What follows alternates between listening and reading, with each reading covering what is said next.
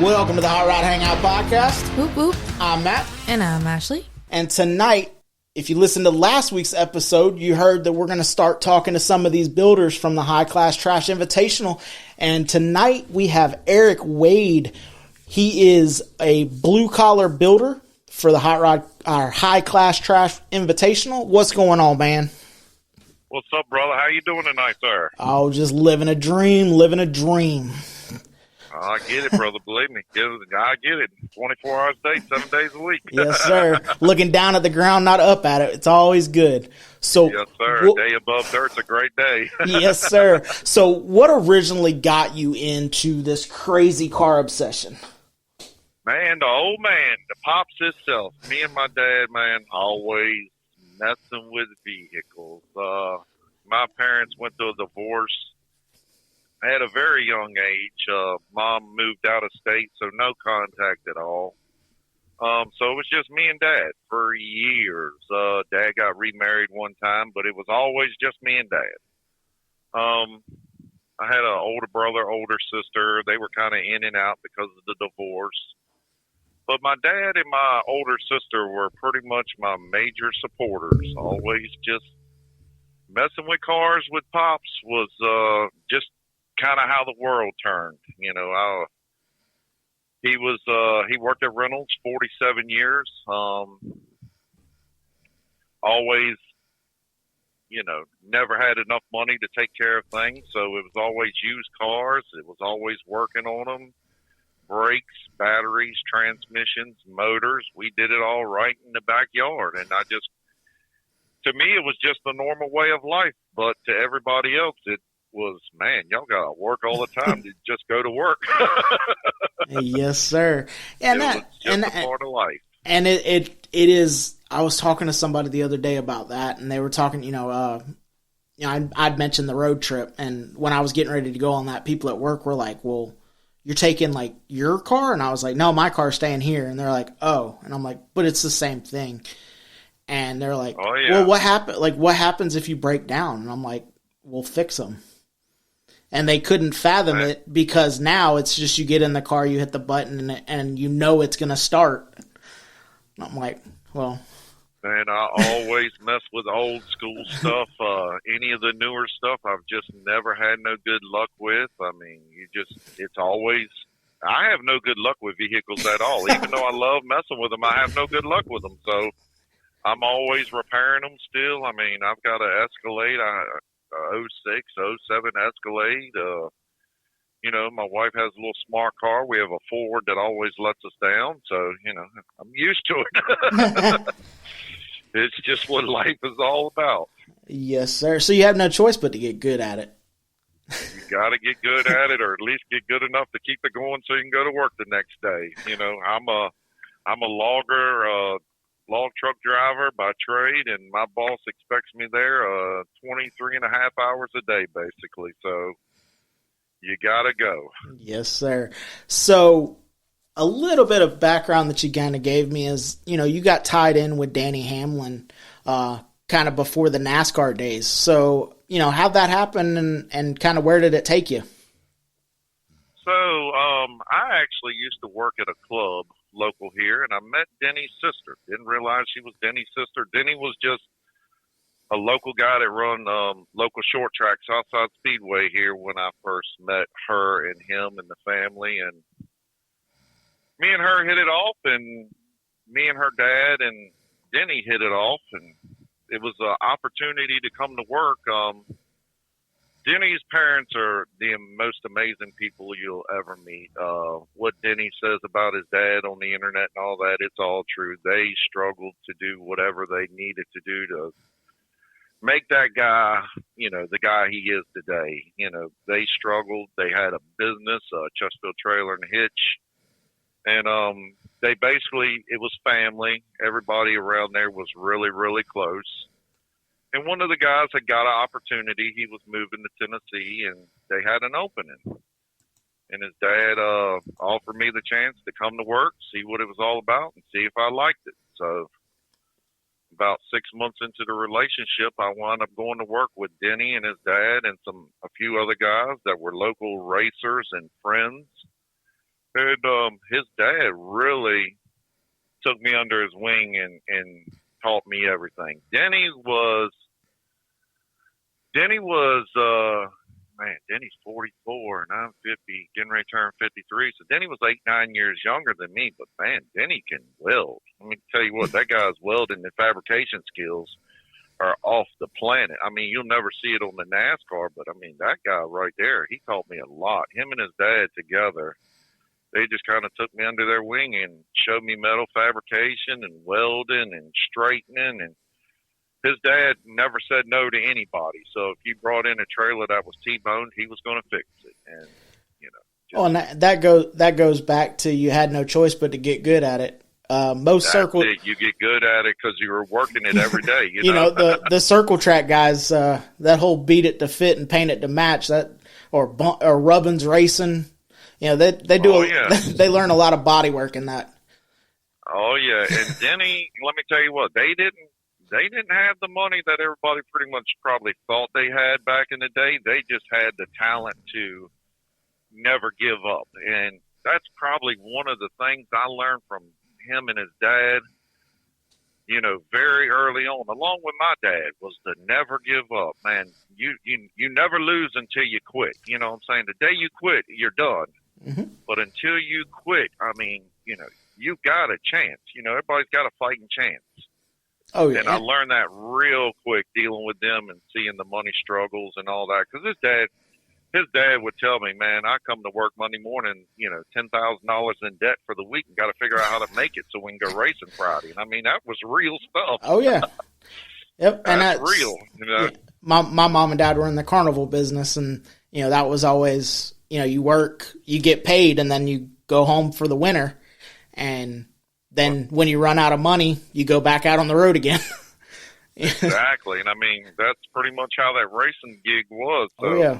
I learned very quick and very fast that I loved drag racing. I was a drag racing guy. So it was honestly a free admission ticket to learn that NASCAR was not going to ever be in my forte just because of the money. Oh, yeah, yeah. Well, and really and truthfully, drag racing in itself has gotten, you know, it's pretty much gotten with the LS and the Coyote motors and stuff like that becoming cheaper and being able to make reliable power out of those, that's kind of helped. But still, you know, up till 15, 20 years ago, you know, if you had 1 horsepower per cubic inch, you were the man.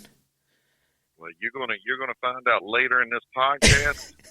I was a living, breathing, eating dream of everything you're getting ready to say, and had to make some total life changes. So believe me. And you know, and I mean, it used to be. I mean, I remember my dad telling me stories like, if you had a 1090 street car, you were the man. And now you got cars that you can buy off the showroom floor that'll run that.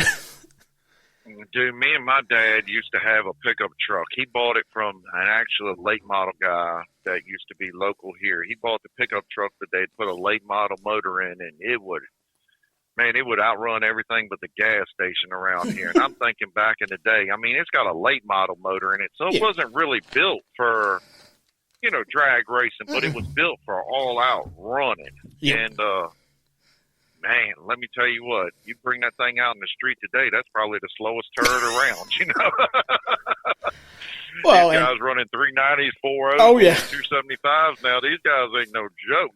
Yeah, 390s on a dirt road. I'm telling you what, I met a guy down the road, and we'll talk about this with Dave Ankin from the actual Toy Maker Show. Me and him wound up becoming friends in the weirdest way. But I live my horsepower dreams through him now. When I need a horsepower thing, I just walk through a shop and say, man, look at this, look at this. I go home and say, hey, it was a good day. and really and truthfully, I kind of had the same kind of growing up. My dad was kind of who got me in doing the car show stuff. And then we had a little small block S10 before you could just buy a swap or, you know, buy the kit and everything would just bolt in. And it was a 690 truck, 8th mile. And, that was hauling ass in early 2000s. Oh, believe me, I get it, sir. I'll get it all day long. And now these guys on small tires, I mean, what Snot Rocket, Brett LaSalle just like what 590s in the quarter. Dude, they are right. I mean, on a little tiny radial tire. Come on, man. That's I'm right down the street from Virginia Motorsports Park. I've lived the Dinwiddie Racetrack. I've lived 7 miles from it pretty much the last 25, 30 years. And Tommy Franklin and his family own it. And let me tell you what, shoot, the Pro Nitrous, the Pro, Pro, everything, every class they got. I got a real good buddy. I call him my stepdad. We call him Papa Christie. His name's Christy Perkins. Him and his son Randy, they run the outlaw, the outlaw top sportsman kind of deal. And he said, he told me one thing years ago, and I'll never forget it as long as I live. And it was the biggest lesson anybody told me in drag racing. You got to realize, you walk into this guy's shop and it looks like a museum. He keeps every tool clean, everything in its place. And he's a backyard garage guy. He cuts tombstones for a living. One of the best people you'll ever meet in your life. And he's like, you can be a millionaire in drag racing as long as you start with 3. And I was like, "Yep, I get it now." Oh, That's all you got to say. Oh yeah, and my dad told me the exact same thing. He said, "You know how you make a small fortune in drag racing?" I said, "How's that?" He goes, "Start with a big one." You start with a big one, exactly. And you got to realize this guy down here, he's got the first 55 all carbon body. They're looking for 100,000ths of a second. Oh yeah. And they go build a new car every year just for 2 pounds. Yeah, and me and my wife were having that conversation with the drag cars, and it's like, the difference between a 1090 car or a 14-second car and a 10-second car may only be X, but the difference between a 10-second car and a 9-second car is like 3 times that much.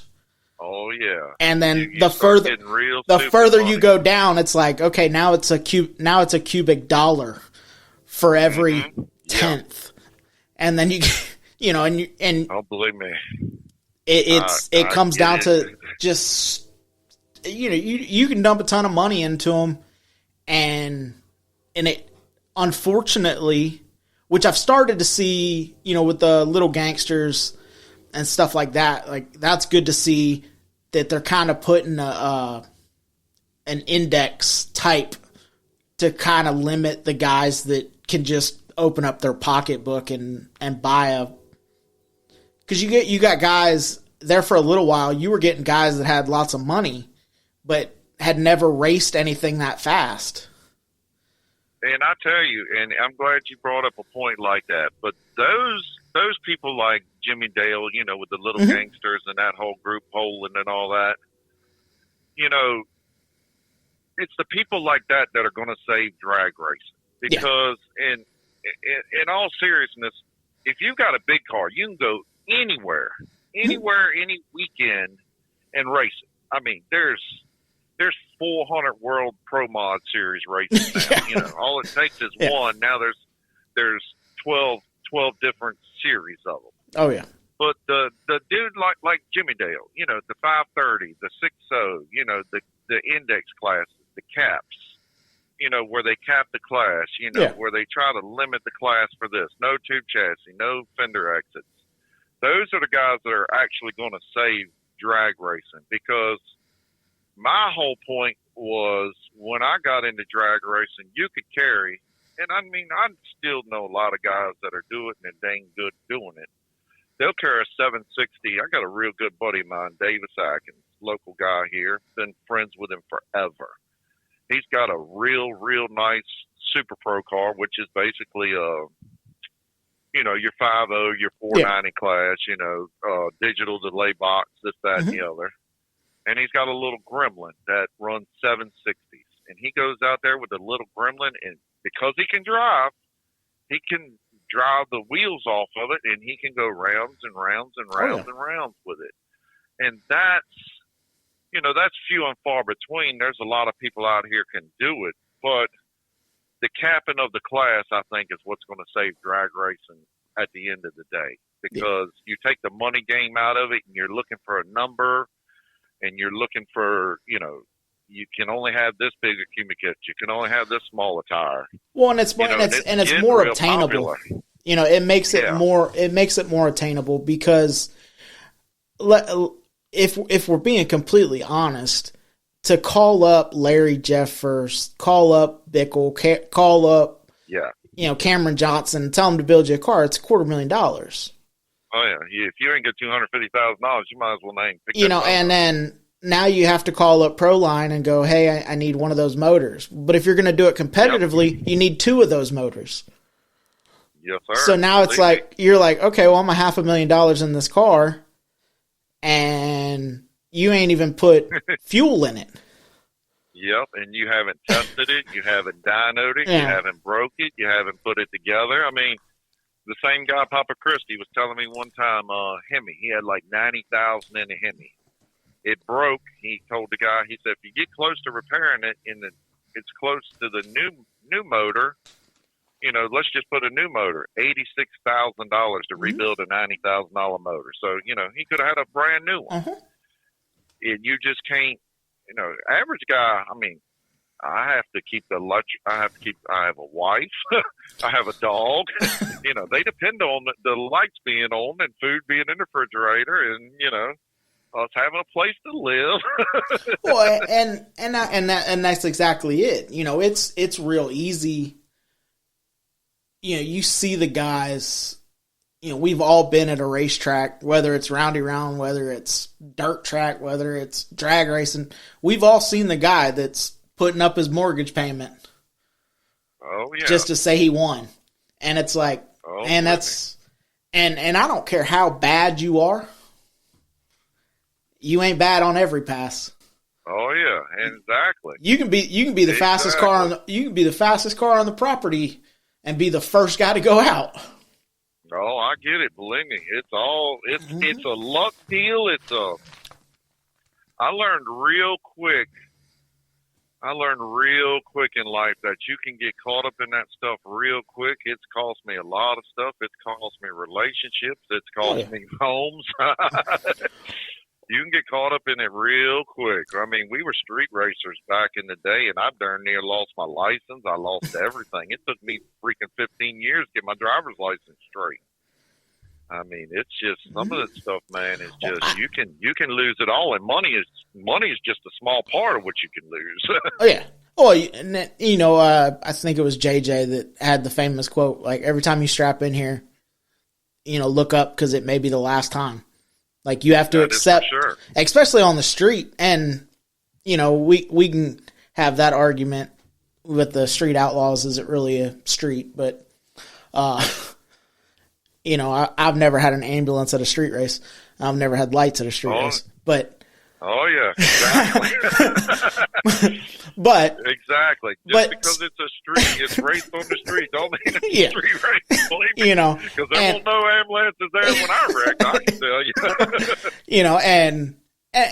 you. So, but I remember the story that sticks out to me, and it was probably the funniest thing, and God rest his soul. Me and my dad were just talking about him the other day. We had raced with a gentleman that was kind of the crew chief. He had a little 68 Camaro, small block, big old nitrous, and that would race with us. And I forget, I think it was at Lakeland before they shut Lakeland down. That's another thing. Drag strip was leaving, but and we had went, and we probably have 4 or 5 cars there, among the team, and he broke the Camaro, and he unhooks the trailer, and he went up and he registered the tow pig. And we were bracket racing at the time, so it was like, okay, we go register a tow pig, square body dually, or OBS dually, dial like a 29 or something. And it's like, get up there and you leave, and he's like 4 foot from the finish line before the other guy leaves because he dialed a 690. Oh, I get it. Yep. And, and I'm like, at first I was like, wait, dude, he goes, it's going to run the number. He goes, it doesn't matter. He's like, that guy right there is going to beat his head against the wall waiting for me. He goes, he's probably going to red light because he's got to wait so long. He goes, and he's going to chase me down. He goes, but this truck is only going to do what it can do. He goes, so run it once, get the number, and as long as I do it the exact same way, let off the brake and hit the gas, it's going to run right around that same number all night.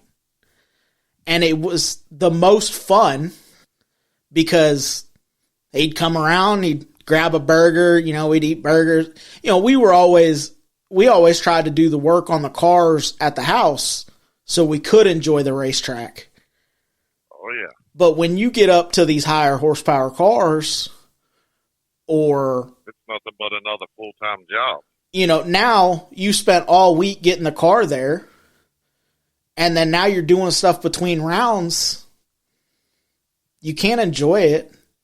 You enjoy the 8-second pass, and then you come back and you're beating your head against the wall trying to make it back to the starting line, or maybe you miss the call. Oh, I get it. Believe me. Or stupid stuff. I've done that so many times. Watched so many people do it. It's just. My dad said. Game, man. My dad used to say that about the S10. When they built the motor for that truck, it was capable of putting nitrous on it. He never ran nitrous because he got it to a point where if I go a little bit faster, I start breaking stuff. He goes, but if I back it off and run 690 consistent, he goes, I'm putting a new set of tires on it every season. Oh yeah. He's like, I'm throwing gas in it. I throw a battery charger on it. It does what it's supposed to do every pass because you're not chasing the fastest time out there. I watched one guy go to one of these big money bracket races. His fast car broke. His other car was messed up. He was supposed to drive dude's other car. 3 or 4 things went haywire. He's had the car in the garage a year. He throws it in the trailer. He brings it to the track. The slicks are, just the week in the trailer. The slicks are bald. Yeah. They're flat in the trailer. He's got to pump it up to get it out the trailer. He carries it over there. It's got the same dial in on it that it had, the last time he run it. He carries it down there and wins $100,000. So, consistency is where it's at. Oh, yeah. If you know your car and you ain't trying to kill it and you ain't trying to beat it up, man, you can go down there and go rounds and. Well, and also if you got a little bit on the bottom side of that pedal, and you need a little bit extra, you can dump them. You can dump it at the line for them, and hopefully sneak you a win. But like a buddy of mine says, you don't tell your wife how much money you got in the bank, and you don't tell your competitor how much pedal you got left. Channel 4. So you just gotta do you. Always keep a little bit hanging. Well, speaking of the little gangsters and the street outlaw guys, heard that may have a local only TV appearance in the history books.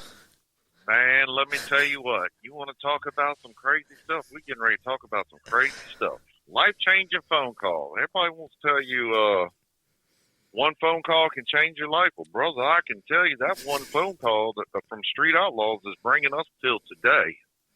Man, we were building a little Jeep. So, long story short, I bought a Mustang, was in pieces. It was a tube chassis car. Needed a lot of work, but it was tube chassis car.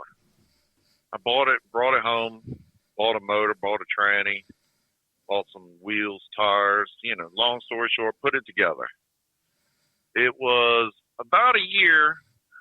I put it together, teared it to the track. It had an oil leak. I put it back in the trailer, carried it home, never made a pass with it. Said, I'm going to go home, fix the oil leak. Well, in the meantime, I bought this little 73 Postal Jeep out of North Carolina. Wanted to build something different. Set it in the corner of the shop. Said, man, one day I'm going to build this thing. Well, July of 2022, I decided, hey, 4th of July weekend. I said, hey, I'm going to pull this thing out. I'm gonna start building it. I'm gonna pluck her along with it.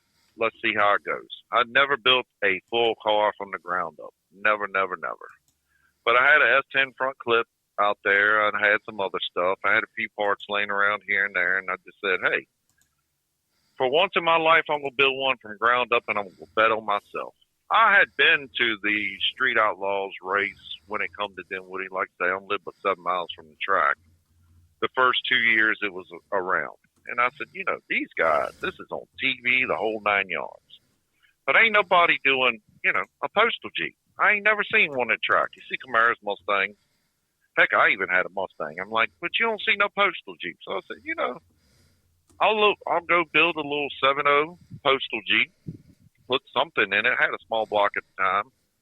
I said, I'll put something in it, and I'll go down there, and I'll just paint it some crazy color and see what the Street Outlaw guys think about it. You know, just it's an easy way to get noticed. You know, it's just like bringing a Maserati to the racetrack. You never see them, so I mean, they stick out like a sore thumb. So the postal Jeep was a brick. I mean, it's nothing aerodynamic about it. So we went in the shop and started on it 4th of July weekend, and Sick Week came around. We wanted to do Sick Week too. We wanted to be able to drive this thing on the street. So we entered Sick Week, and we got accepted. Tom Bailey, you know, sent us the thing and said, hey, come on. We'd love to have a postal Jeep. Like, this is cool as heck. So it was 3/4 of the way done. So I get to busting my tail on it. We make it through New Year's. It's really coming along. We're about 4 weeks from leaving. We're in the middle of body work, and my dad comes down sick. My dad had a stroke, you know, for years. I'd been taking care of my dad 10, 12, 13 years at this point. Me and my family. I got a wife and 2 kids, and mother-in-law lives a block down the road, and father-in-law, he lives another, you know, couple miles away. So the whole family had helped me take care of him for the last 10, 12, 14 years, maybe even a little bit more than that. And he wound up getting sick. He couldn't breathe. He was having a lot of mucus. So I carried him to the hospital first part of January. We're supposed to leave somewhere around Valentine's weekend. He gets diagnosed with terminal lung cancer. They said he's not going to make it. They sent him home on hospice. And that was a major turning point. I didn't care about the Jeep no more. Sick Week was done. My body guy was still doing the body work and getting it ready for paint because he's like, man, you know, he didn't know how bad Dad was at the time. I really won't let on. So he helped me get it to pretty much all the body work done and about in primer. And I wound up not going to Sick Week. So Sick Week would have been the 14th. It started on Valentine's weekend that year. And it would have been through the following Saturday. And I lost my dad that Thursday. My dad told me to go. And I told him, no. And I wound up losing him on February 20th of 3. So the Jeep went to the side. I didn't care about it. You know, I put it to the side for 30 days. Decided to go ahead and finish it in memory of Pop. So we went ahead and finished it 3/4 of the way finished it. It still wasn't right. I didn't even have a Facebook page at this time. So decided to open a Facebook page, tell everybody, hey, we're building this Jeep. It's a cool deal. Well, it kind of took off. One thing led to another, got a couple of phone calls. Went to a local show that was local to us, Pamplin Park right here. It's old Battlefield, local to my house. Lady called me and asked me, would I be a part of the show? We loaded on the trailer, had no wiring. We threw a transmission tunnel in it. We threw some carpet in it. We bolted some seats in it. We made it look like something. She said, man, I just got to have it. Man, it'd be a killer piece for my show. So we wound up just throwing it together, pushing it off the trailer, letting it sit there. Man, it got rave reviews, pictures of it all over the internet. We was like, man, this is pretty cool. So this is in late March, early May. Well, you know, pictures are going around the internet. People are sharing it. It was cool as crap. I mean, it's just very humbling experience. Well, one day about 2 weeks, last weekend of May, about 2 weeks before Street Outlaws was actually coming here. I started getting a phone call from California. Dismissed it, figured it was a bill collector, somebody looking for some money, some bill my dad owed, because they started blowing up my phone with the doctor bills. Oh. So I pretty much dismissed it. I said, man, ain't no way, it's got to be something stupid. Yeah. Well, eventually, after about 3 days of dismissing the phone call, I get an email. Why the hell won't you answer your phone? I said, okay. I better answer this the next time it rings. Well, it finally, I picked it up the next time it rang, and it was Dana. She was a producer from Pilgrim Studios that produced the Street Outlaw show. She said, you are the hardest MF I've ever tried to get a hold of. And I said, well, I don't know who you are, If you listen to my voicemail, it says, hey, because of my login, I always tell people if you don't get me, leave a message. I'll call you back, because in the woods, you never know. Yeah. You just don't have phone signal all the time. So she called me and she said, man, I want you at Street Outlaws. Can you be there? And I said, yeah, man, you're talking. No wiring, steering column ain't even welded in this thing. No dry shaft in it. Yeah, I'll be there. I ain't going to never turn down. I mean, dude, this is a once-in-a-lifetime opportunity. Mm-hmm. And I've got, I only work 20 hours a day. I've only got 4 hours a day. I can work on this. I work 7 days a week. Oh, no, I get this. You got plenty of time. No problem. Yeah, plenty of time. Like I've got 6 months. You know what I'm saying? And I've got less than 2 weeks at this point. So I tell her I'll be there.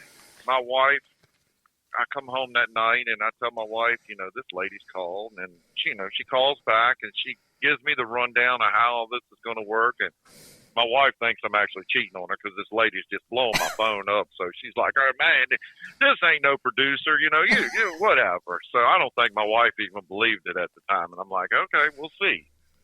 So I had a bunch of guys, man, I can tell you. We carried it. So she called me the night before the show because she wanted me there Thursday night. And, I mean, we don't even have brakes on it at this point. We haven't fired it.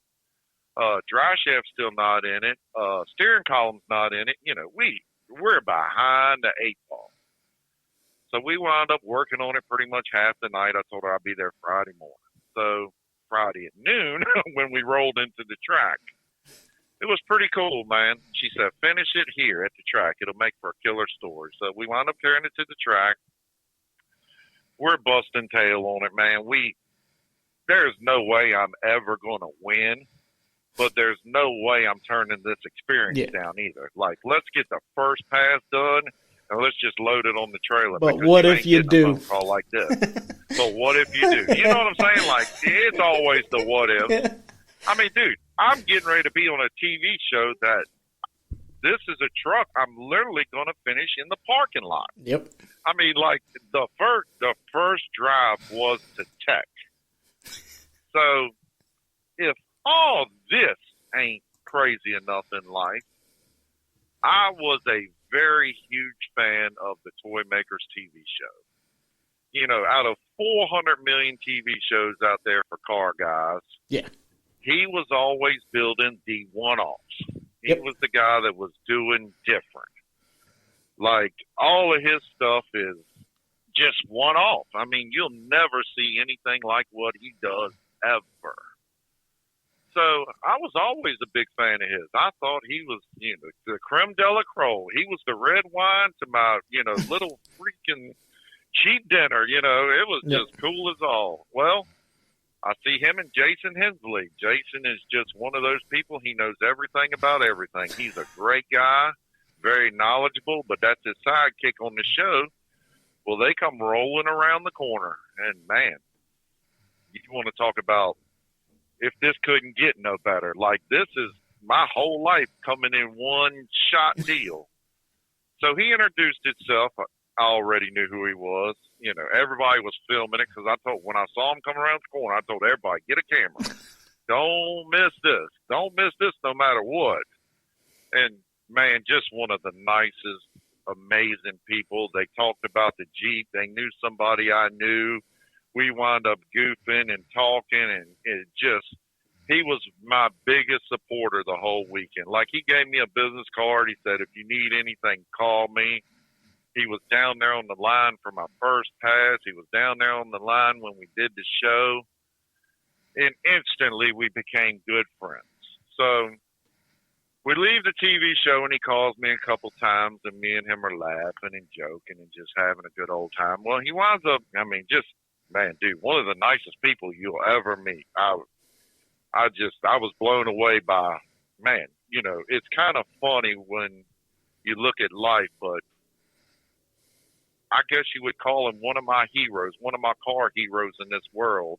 Yep. You wind up being friends with, man. It's just, it's cool as all get out. It's kind of the man, I don't even know, the hero fame thing. You know what I mean? It's like, oh my God. Out of everybody that would understand that, Bub, I completely understand where you're coming from.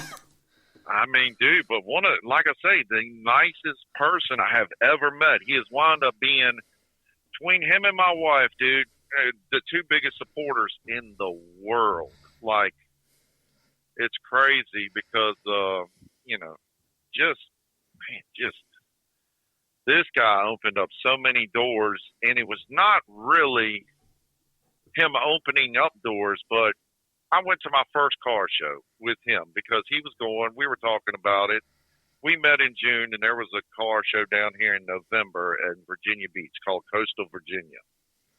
So he was like, hey, dude, your car is cool. The Jeep is cool. Why don't you come to this show with me? It'll be a good thing. I do this show. I'm like a host of this show, and why don't you come down here and hang out? You know, bring the Jeep, man. It'll be a good time. So we wind up entering. The lady accepted us. We went down there. The coolest stuff ever.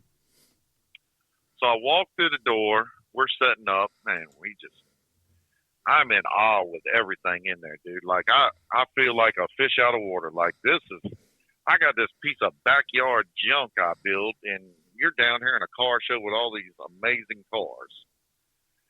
And then I went to the corner and saw a street legal train. My boy Joshua Joyce in Village Customs was there. And I wound up meeting him and his buddy Christopher Coffey. And, dude, two of the most nicest people I'd ever met, but that was the day I fell in love with rat rods. When you see a street legal train, man, that's just the end of it. I was like, this is new territory that I really like here. Then he had a freaking one of them Humvees or whatever with like two bodies turned back to back on it, made it a 4-door, and I was like, man, this is cool as hell.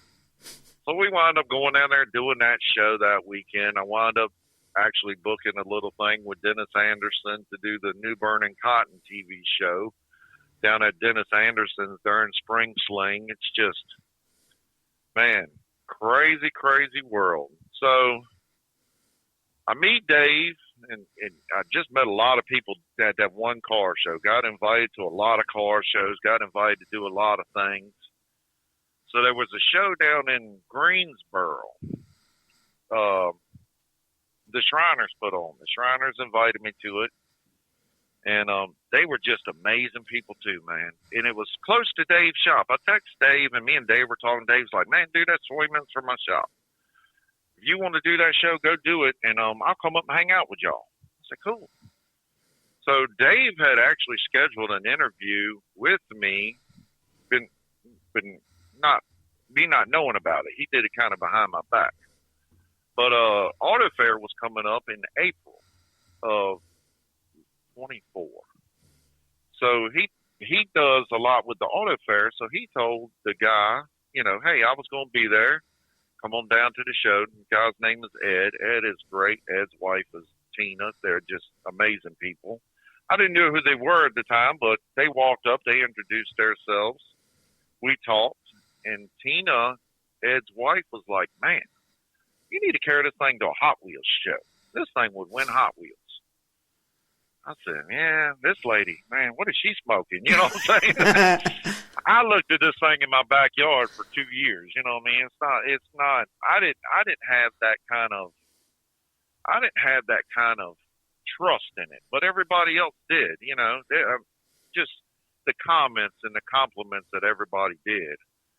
They said, "Man, you really gotta get on this deal, man. You got something cool as all get out here." The postal people, they always come up, "Man, if I had that, the mail would be. I'd get off way earlier at night." And I was like, "Yeah, if you could afford the gas, $4.98 big block Chevrolet. The Jeep won't no joke." Well, back to the Street Outlaws thing. We did that show. I know I'm jumping around. Are you good? We made it first round. At Street Outlaws. We messed the motor up, but it wasn't about the show. The show was really great. The people there were really great. But the thing about the Street Outlaws show is we're on a show that'll never happen again. The locals only's gone. It pretty much. I was going to say it's pretty much all gone now. Yep, it's all gone now. There's been some talks of some remakes. I mean, yeah. But that's just it. It's just talk. There was a lot of ownership change in Discovery, and Disney bought a lot of stuff, and they came in and changed a lot of things. Yeah. So, actually, Street Outlaws, they did me a solid though. They kind of dedicated the episode and kind of the deal that they did for me. They put my dad in there and showed that side of what it was all about.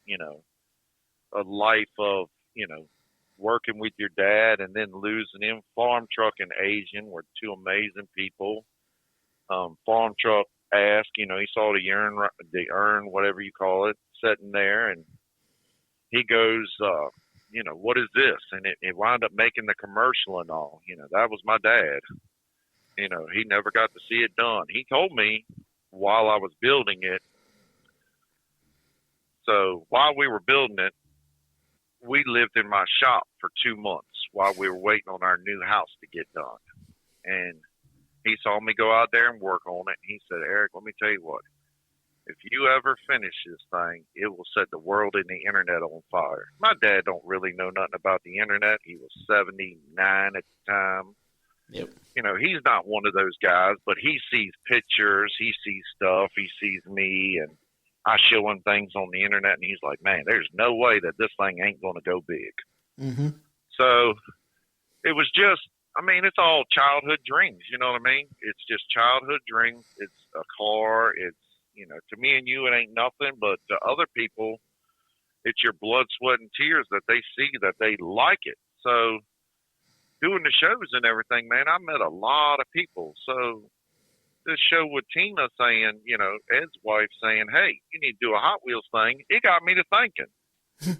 It really did. So I went home and I said, "Man, this lady don't know me from Adam. She's seen the truck one time. Her husband is probably one of the most knowledgeable car people I've ever met.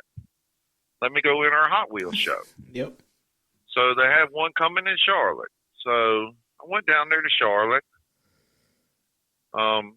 Like you said, if life can be a fiasco, it was a fiasco. The night before, I broke a wheel bearing in the truck.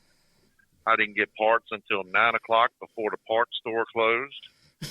Had to wind up rebuilding the front end of my truck in the driveway till 10:30 at night, almost 11 o'clock at night. I go to bed about 11:30. Me and my wife get up at 1 o'clock in the morning. We get in the truck and we drive straight to Charlotte all night long. You talk about a fiasco of a life. This couldn't have turned out no worse if I tried. But it's the story. I get down there. It's a part of it the story. It makes a story. So we get down there to Charlotte. We unload. Well, I've always been a fan of Joshua Joyce's. I love everything he does. I love the rat rod stuff. He's the one that got me into rat rods. Just meeting him and going to one of his rat rod shows, dude, I was hooked. I was like, man, I got to go home and build one of these rat rod things, man. This guy's cool. I like these, Yep.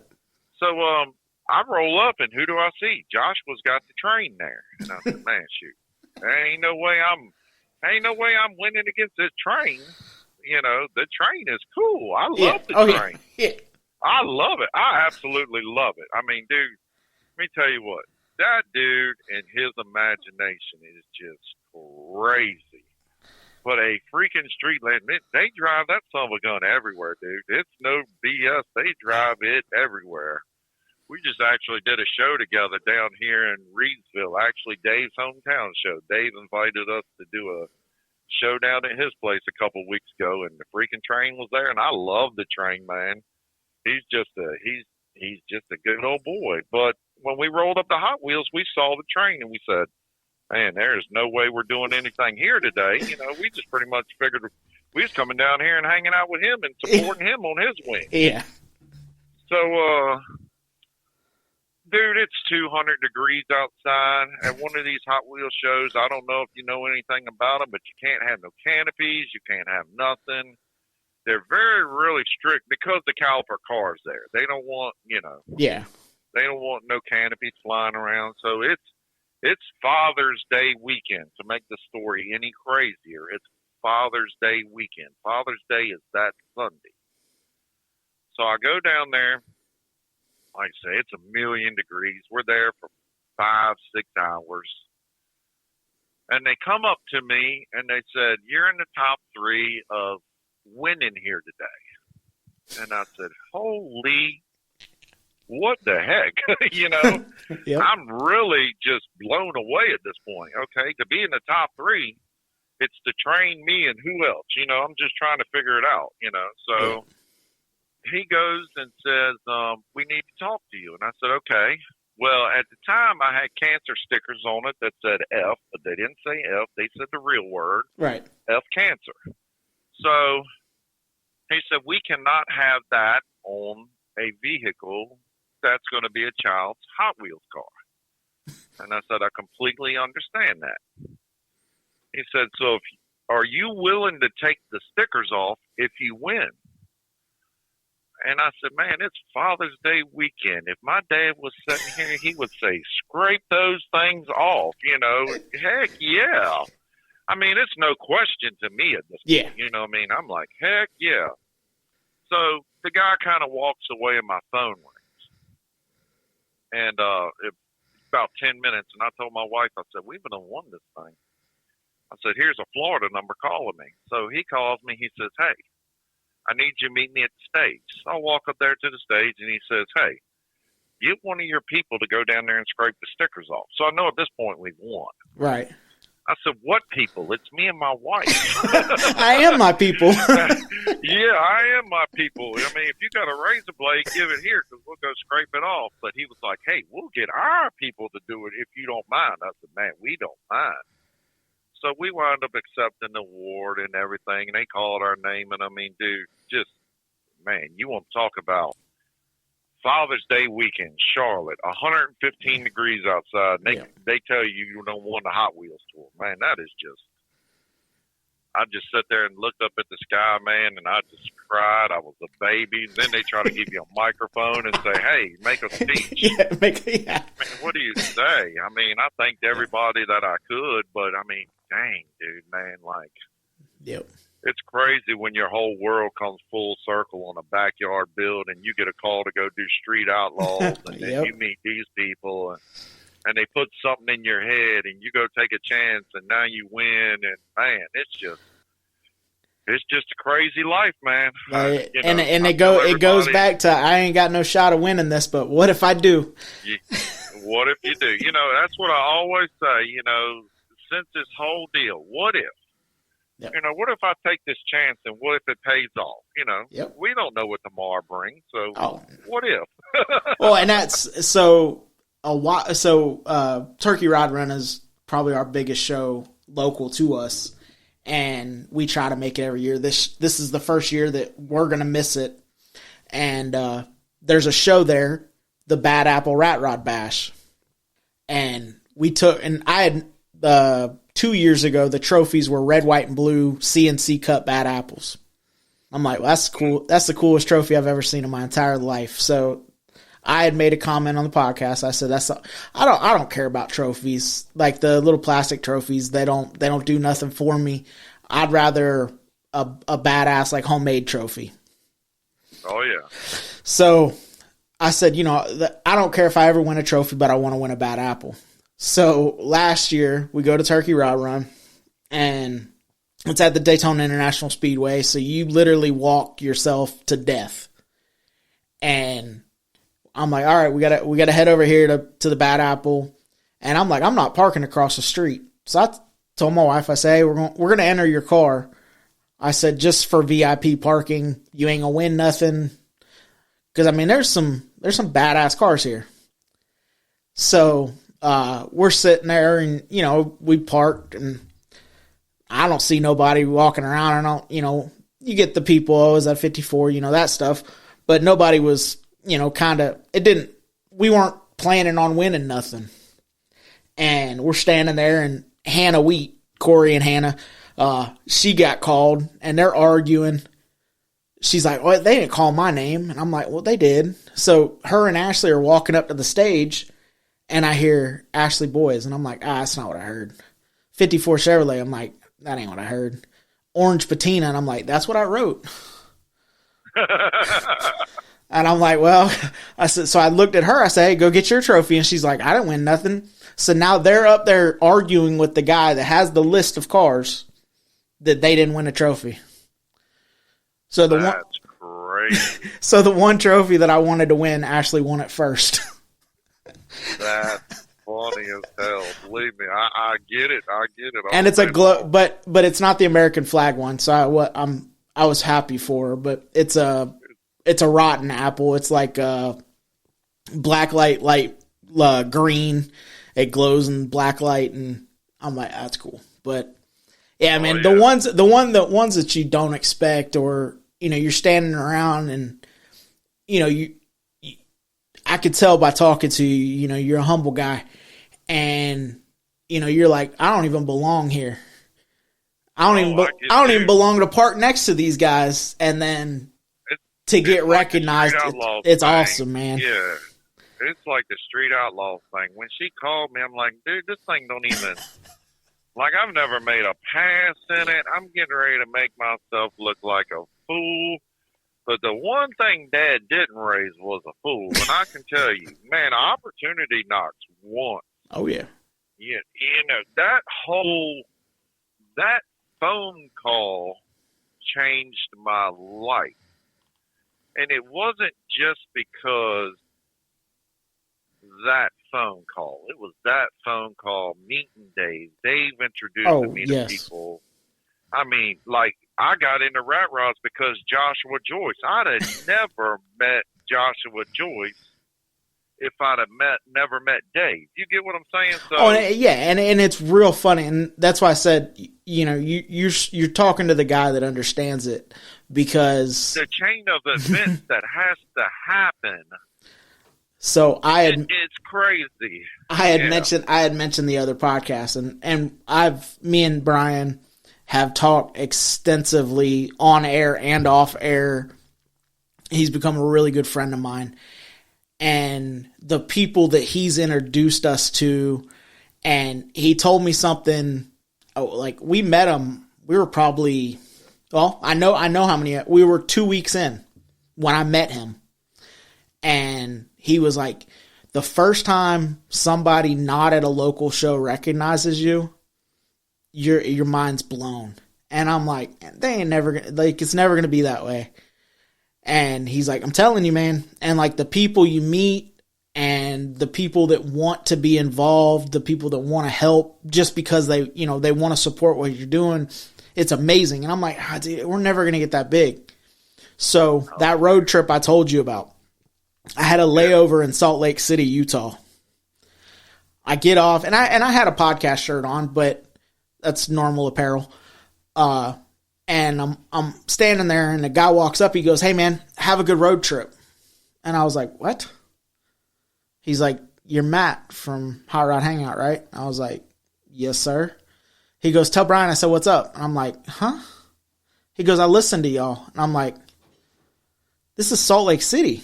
I'm from Florida. I'm just a Florida boy." Oh, yeah. I talk to myself. Like, and it's just weird when stuff gets recognized. Like, her car, like I told you, it was never supposed to be attached to the podcast. But, like, people know the car now, and they expect it places. And it's like, that's super, super cool. And the people you meet, and one snowballs into the next, and I'm talking to people, and it's like I have still I get real imposter syndrome. Why do they want to talk to me? Oh yeah, and I get it. And it's so I completely understand where you're coming from, because like what did I do to deserve this opportunity? It's just like I'm at the first show with Dave where I met Joshua Joyce, and I'm sitting there, and these two little girls and this woman come around the corner, and I get it. The little girls, they want to get in a Jeep. So one thing I've decided in life, my dad got me into this. I got into this because of my dad. So I'm never, if a little kid wants to set my car, jump all over, play the trampoline on it, they gonna do whatever, because I can carry it home, fix it, or do whatever. So these two little girls, they want to sit in the Jeep, and the woman's like, no. And we got some stuffed animals in there, as you know, my wife does all this decorating all the time. So it's always some cool stuffed animal or something she's done come up with for whatever season it was. So there's a elf or something in there. And, you know, these girls are 3 years old. So they jump up in the car, and we're taking pictures. One of them sitting on the center console. One of them sitting in the seat. I'm on the outside. Man's like, I got to take a picture with these girls. Well, Daddy walks around the corner. Daddy introduces himself. He's just one of the nicest people I've ever met, too. So, great guy. You know, and I put my business cards on the car all the time, and he grabs one of my business cards. He's like, man, you're a cool dude, blah, blah, blah. Walks away. I don't know this guy from Adam. His name winds up being Chase. Well, Chase is a automotive guy that was local to the show in Virginia Beach. And he calls me. He's like, dude, I want to do a local legend series. I've been wanting to do a local legend series. And you're the first one I want to do. He was like, dude, I was so impressed. You don't know how many cars my kids went to and tried to set in. Yeah. That put me on do an interview. He wrote it down. You know, it's called a local legend series he started. And I was the first one. And he said just because of that interaction with his kids, he thought I was the coolest dude ever. Man, me and that guy have been friends ever since that show. I mean, we talked on the internet all the time. Mm-hmm. That same car show I go to, guy comes around the corner. He's a foreign car guy. He's got a nice little foreign car there. You never know who is who. No. He introduces himself. It says, my name is Peter. I own Luxury Motorsports. How you doing? We shake hands. We talk about the Jeep. Literally exchange information, man. Hey, have a good day. You have a good day, whatever. He calls me a couple weeks later. Me and him start talking. And just a great guy. We start playing the Facebook game, you know. Hey, how you doing? Hey, how you doing? Hey, have a great day. You know, it starts small, you know. Yep. I can tell this guy's a cool cat just because of how he is. We're two different worlds, but we're still car guys. And that's what Dave preaches to me all the time. At the end of the day, we're all just car guys. It's just a bunch of different zeros at the end of it. And literally, he lives that, what he speaks. Like, man, dude, we're all just car guys. It doesn't matter what we do. It doesn't matter where we come from. At the end of the day, we all love cars, and we love hanging out, talking about them, and this, that, and the other. So me and Peter exchanged some information, and, you know, we're just he posts some stuff about his car on Facebook and this, that, and the other. Well, Peter's wound up being one of my best friends. So he's got his own deal with the cars going on. He's involved with Kicker, and he's got his own car brand, LM Car Care. He supplies all my car care. He helps me out through the Kicker. He's one of the East Coast Kicker guys. Me and him are going to get together and do some stuff with Kicker. But at the end of the day, man, like, he's got it going on, and I'm just a backyard car guy, and the car world has brought two people together that would have never met any other time and turned them into best friends. Oh, yeah. And it's just been like that through the whole deal. You know, I went to Charlotte Auto Fair. The guy, Ed, the interview I had at the Shriner show basically was an interview for the Auto Fair. I wound up getting put up in the showcase pavilion. actually had a photographer, Danny Strogner. I met him at Street Outlaws. He actually rode to Charlotte to do a photo shoot of the Jeep I had there. Wound up hanging out with Joey Logano and his dad. I mean, just I met a lot of amazing people, a lot of postal workers. I mean, you never know who you run into, and the next day, man, like y'all are all best friends, and a freaking car show brought you together. Well, and that's and that's a lot of what I found is, through Brian, I got introduced to Zach Parks, which we watched Zach on the internet, and I followed all of his stuff, but it was like, why would you want to talk to me? And he wrote me a message, basically giving me his credentials on why I should talk to him. And I'm like, dude, I know you. I know exactly who you are. I would love to talk to you. And it was really, really weird. But I've come to find out that usually the ones that don't want to talk or don't want to share are the ones that aren't usually the ones with the big following or the lots of knowledge want to share it. Oh yeah. When we were out on that, we were at the Sandpoint, Idaho Lost in the 50s show, and Dennis Gage walks up, does a promo for both of our podcasts. I'm like, that's, I'm standing, we're sitting there and I'm like, that dude kind of looks like Dennis Gage. And Brian's like, it is. And I was like, no, it ain't. Sure enough. And dude stood there and talked to us for 30 minutes. His daughter lives like right around the corner from that show. So it wasn't anything for the TV. Yeah. Just swung in and happened chance got to meet, and I'm like, it's so awesome. The connections that you can make, whether it's connecting you to other people or, a sea of knowledge. I've reached out to, I've reached out to Joshua. I've reached out to Zach. I've reached out to people. I'm the 54. I had a bolt that went bad and I couldn't find it. Mr. Randy Jackson from the Gasser Garage in Missouri. Hey man, I got that part. He said I take all that crap out from underneath every car I do. He's like, but I think I got one in the backyard. If I do, I'll send it to you. Like, okay, cool. And then that's cool as hell, ain't it? And I love it. When we had him on the podcast, he's like, I had mentioned, our anniversary show, and he's like, yeah, man, we're going to try to come out. And I'm like, okay. He's in Missouri and his girlfriend lives in Oklahoma. And I'm like, they're not coming out. I think it was the Thursday before our show. Oh, it had to have been Friday. I'm like, I went down south, or no, it was Thursday. I went down south for something, and I'm coming back up the interstate, and I get a notification that he's live on Instagram. So I open it up, and it's getting gas headed to warmer weather. And they have her 53 and his slingshot dragster behind it. And I'm like, what? Hell yeah. And now I'm like trying to, like you said, you're like, I'm tearing up on the interstate running 90 to get home. Yeah. And I call Ashley and I'm like, they're coming. And she's like, what? And I'm like, he's actually coming. And what was so awesome is our show is at the Don Garlitz Drag Race Museum.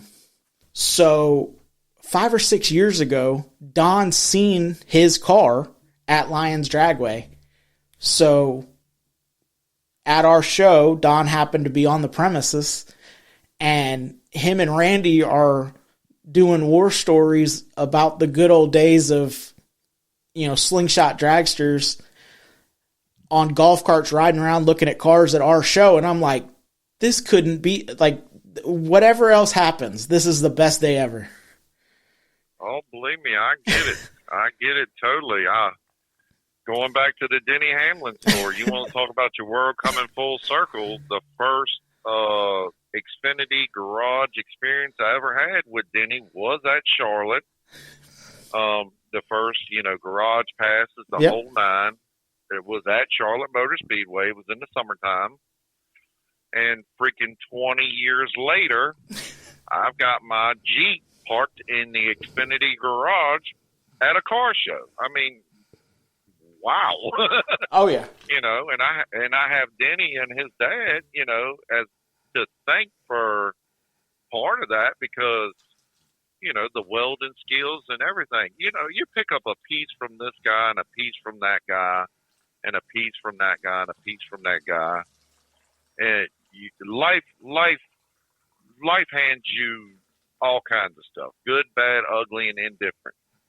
And you take all them pieces together that you've learned. And I mean, I built my first car at 50 years old. You get what I'm saying? 49 years old. The first full up, you know, at 49 years old. And it changed my whole life.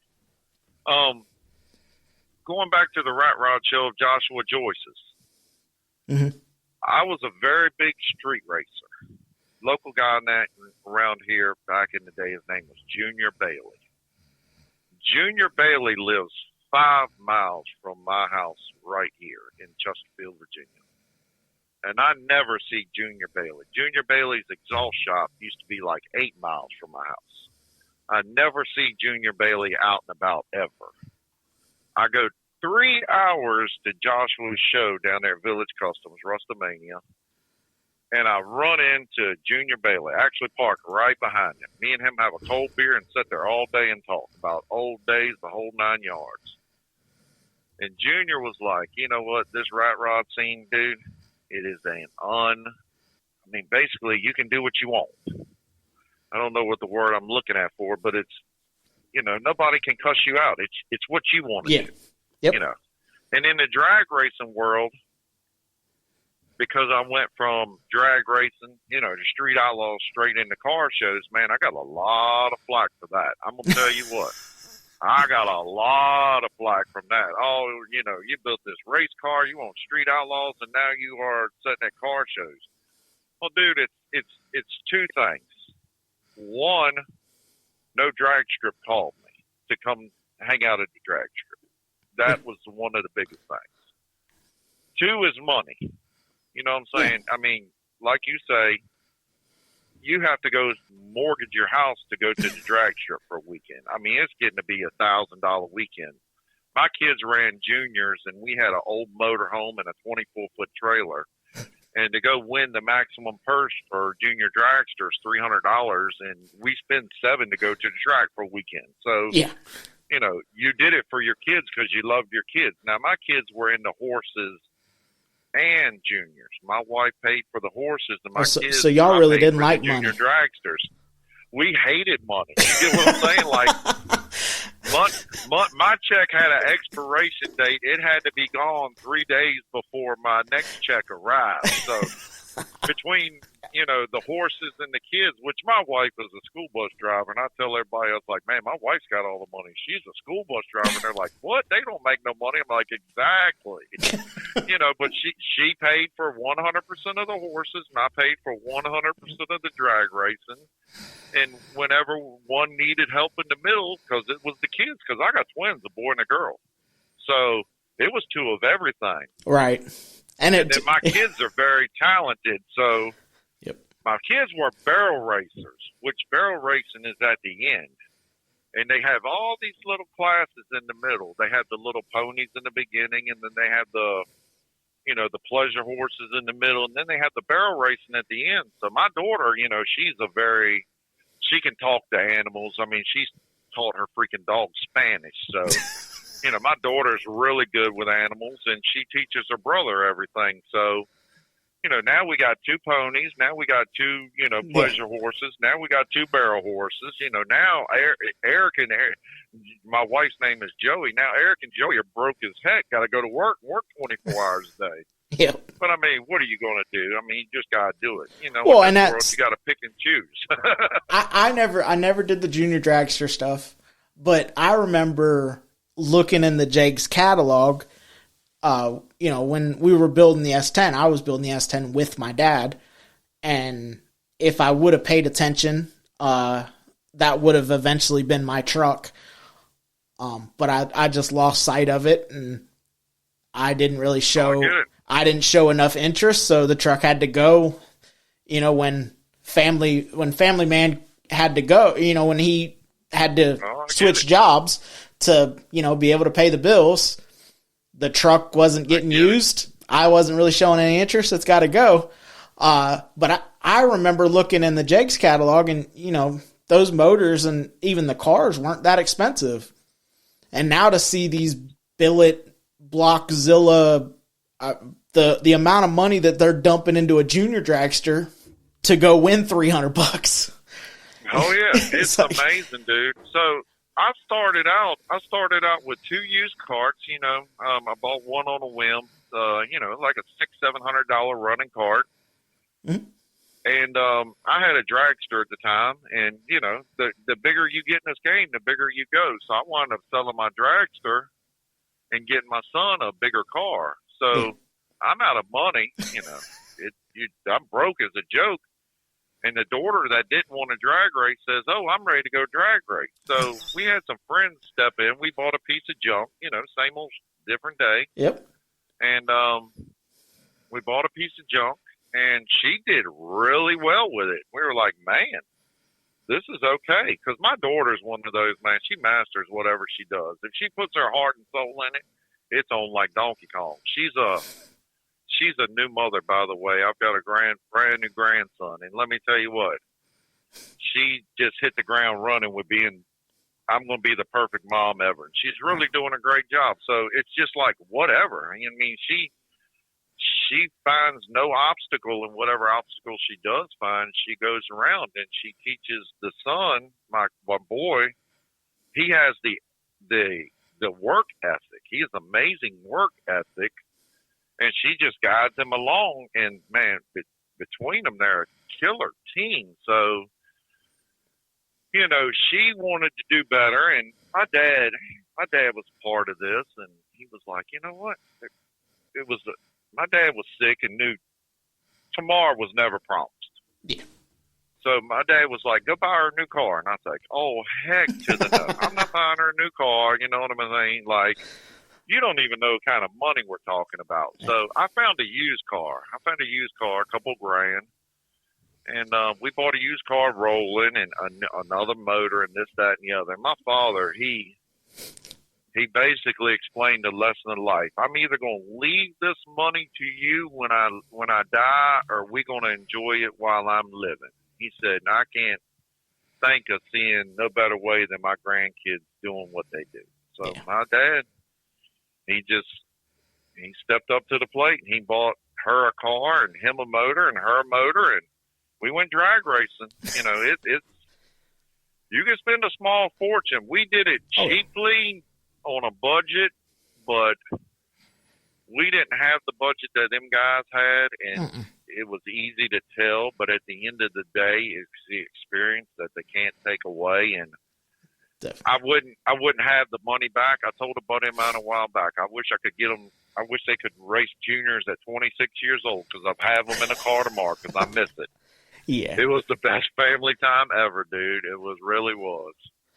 And that's really that right there.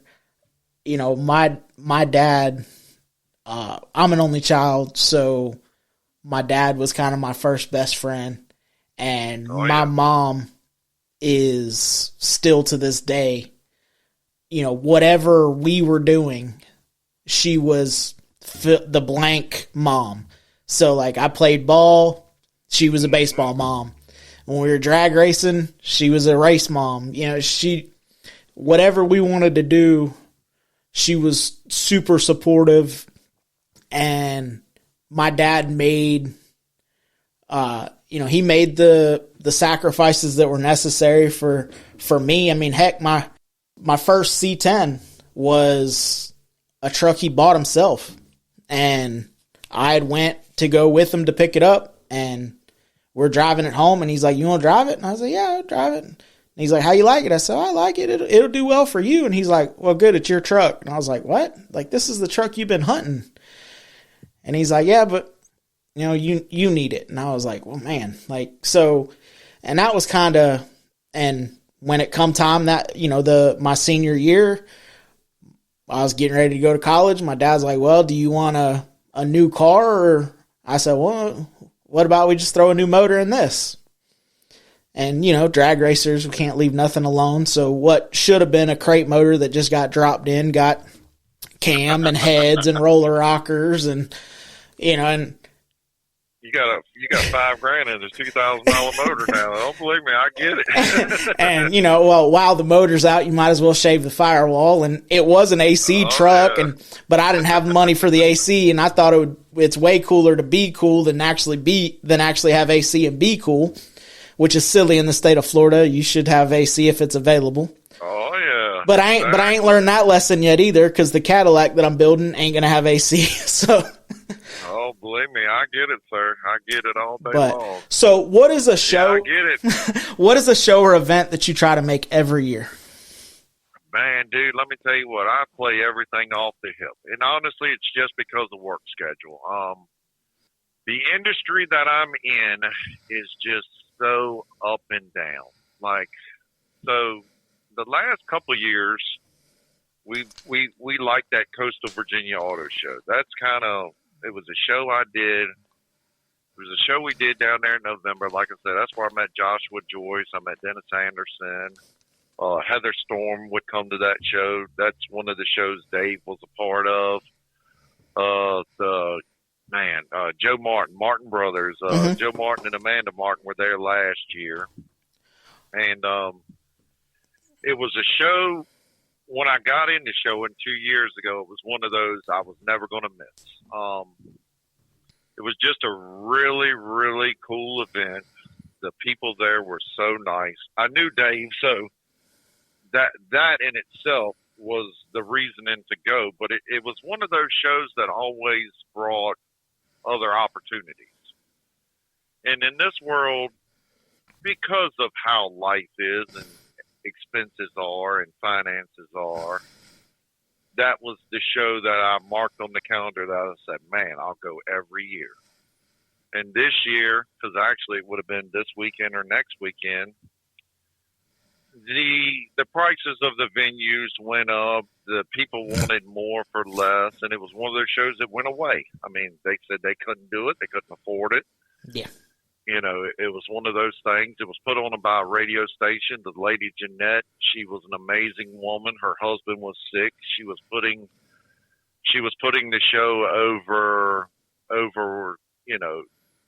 She was putting it before her husband. And it was one of those deals like it just got to be too much. The cost of everything went up, and they just decided it was time to go. So that was one that just kind of kicked me in the butt, because that's one of those I would have went to for the rest of my life because it was cool.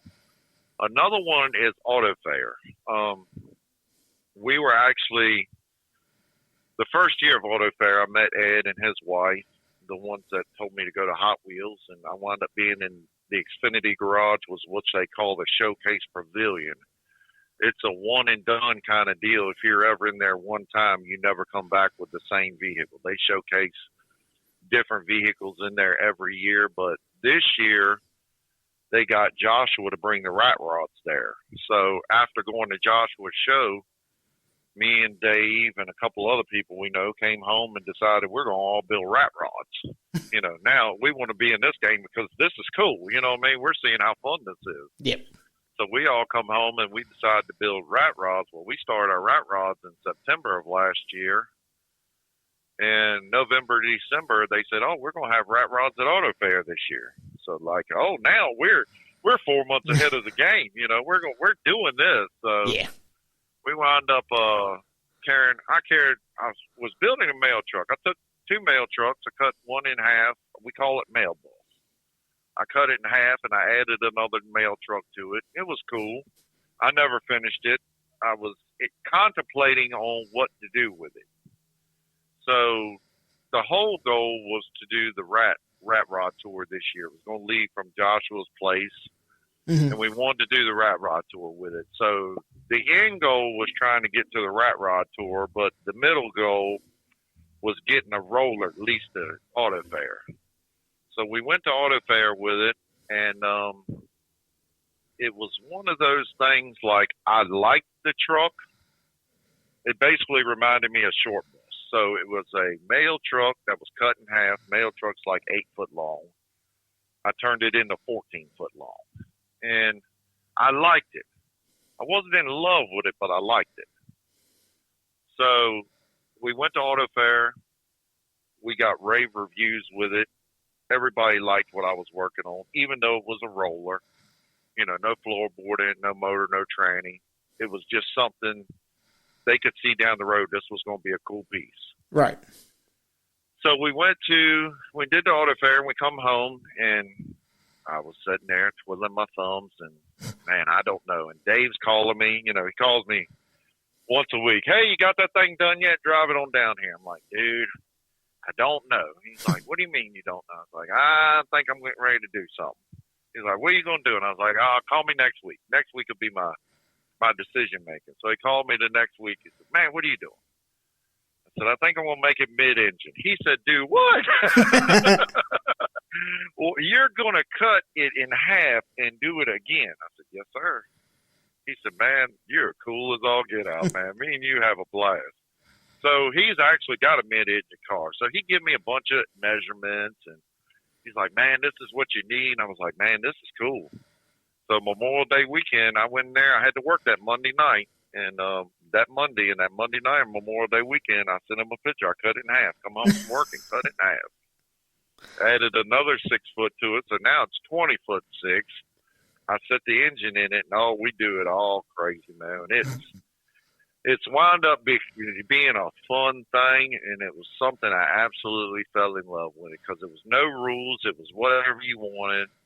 I left it right-hand drive because when I did the orange truck, the first one, I made it left-hand drive and put a S10 front suspension under it. And everybody's like, why didn't you leave it right-hand drive? Why didn't you leave it right-hand drive? And I was like, here we go. Because I didn't want it to be there. Yeah, but man, dude, let me tell you what, the purists out there, they got mad at me. Yeah, you gonna make somebody mad. That's you put 500 horsepower, big block nitrous, 12-inch cow hood, 28 thin 5 slick on the back. They don't care about that, but the right-hand drive. Yeah. I was like, man, I am bipolar, tripolar. My brain don't work right. I mean, I've got diseases that they've never even come up with definitions for. You want me to put a right-hand drive, a nitrous button in it, try to shift it, hit a night? Man, ain't no way in all get out. I'm a messed up individual, and man, you're talking about really messing my brain up. So it got to be. I was like, every freaking one of these things from now on is going to be right-hand drive. It's a postal Jeep. Yes, I'm not making y'all mad again. So I came home and I chopped another 2 inches out of the roof. So now it's got a 10-inch chop, a 12-inch body drop, 20 foot long, mid-engine. So I go down to Dave's one day and he gives me he was building this white car. I can't even think of the name he calls that thing now. But he bought 4 or 5 different scoops for it, and it was one of the scoops he won't going to use. And he said, man, here, you can put this on mail bus. And I was like, man, that's cool. So now I got toy makers parts on the mail bus. So like it's full circle coming around. Like it's a carbon fiber, 14-inch snorkel scoop sticking out the middle of the freaking thing. I use it to funnel air down the back of it. So it has no place. It's out of place as all get out, but it's cool as heck because it makes you look at it and go, what has he got there? So then we're about a week before Rat Rod Tour, and I'm having brake issues. And at this point, I've pretty much given up on making the Rat Rod Tour. I said, man, we're going to at least trailer it or do something. And he calls me. He said, man, how are you doing? I said, man, I'm doing good, man, but I can't figure out a throttle cable. Like, I need a 15-foot throttle cable. Hey, man, I got you. I got 20 of them upstairs. It'll be in FedEx on you tomorrow. I mean, dude, just the cool stories that go behind it that nobody ever sees. And, I mean, all this started with a, hey, how you doing at Street Outlaws? Now, you're talking every day. It's just, man, it's a cool world to be in. Oh, and honestly, when I entered that Rat Rod thing, I'd actually seen a post on Josh's page, the Village Custom page, where he got in it. I was like, oh, what's this all about? So I looked at it, and I was talking to my wife about it. She's like, you ought to enter it. I was like, I honestly just got done my first rat rod 2 weeks ago. 2 weeks before they put this High Class Trash thing out, and I'm like, man, how cool would it be to go build another one, but do it under, Jeremiah is a great person. I love him to death, and I've never met him, just these last couple weeks. But I can tell you what, he put something out there, and I love it to death. If you're doing this for a trophy, or you need a trophy that bad, let me just go buy you one and mail you one. You know what I mean? Because I can tell you what, like the Street Outlaws experience, man, the $10,000 that day would have been amazing. But the friends and the connections and all that, and the familyness and the humbleness and, just the camaraderie of the people you get put in front of. Like this Rat Rod build off. I admire Josh more than anybody on this planet in that world so far, because he's basically the only one I knew. But even when I was building my Rat Rod, these guys that got their own YouTube channels, they're a part of it. And like one of the guys, Simon, I follow him on the YouTube, and it's going to be another friendship, another connection. The people that have reached out to me and the friends I've gained ever since this was announced. And, I feel like I built 4 mail trucks. I feel like I could have went out there and built a mail truck and competed with anybody. And that's not being cocky or mean or whatever, but I've done 4 of them, and I've kind of learned, the ins and outs of what to make people jump and what to make people think about and all that. And like I told Jeremiah in my interview, I'm going to go build something that I wanted to build. I bought the cab. I bought an 80 Freightliner cab over. I know I can go out there and build a mail truck, but I'm going to test myself. I'm going to build something I've never tried to build, which is a cab over. Okay. The first big rig I've ever was in with my dad logging was actually a cab over. I don't know the year, make, model. All I know was a cab over, and I was short enough. I sat on the doghouse, and I went in the woods with them. So I said, I'm going to test myself. Honestly, I'm going to finish out the Hot Wheels trifecta in my sense of it. I've got 4 mail trucks. I've got one of them is a go-kart. One of them is a standard rat rod that's actually a dually tucked underneath of it. Somebody told me it couldn't be done, and I did it. One of those AI photos that somebody sends you and says, oh, man, this would be cool. And I went out there next week, and I did it. So I made a dually that actually tucks up under the body. That's awesome. And it's one of the rat rods that I was building for my wife. I've got the mail bus, and I've got the orange one. So kind of the Hot Wheels deal is they have the hauler, then they have the trailer, and then they have all their Hot Wheels on it. So basically what I'm going to do is I'm going to take a dually chassis. I'm going to put the cab over body on it. I bought a rolled over Tahoe. Got LS in it. I'm going to take the LS out of it. I'm going to make it mid-engine. I'm going to stretch it to about 26 foot long. I want to be able to put one of my mail trucks on the back of it, plus pull my gooseneck trailer with it, but I don't want a ramp truck. I want it to actually look like a semi with a flatbed on it. So, and I've actually built a stretched out mini bike that I'm going to put on it. I've actually started building that to go with the deal. So I have the stretched out mini bike, the 4 mail trucks, and the cab over, and I'm going to roll out to Mississippi in 2026 and have a blast with these guys. Very, very. Man, I can't wait to see that, because that's. I'm gonna lay it about 3 inches off the ground. No air ride, no nothing. We're just gonna drive this thing everywhere. Yeah, that's definitely one of my bucket list builds, is to build like a hauler.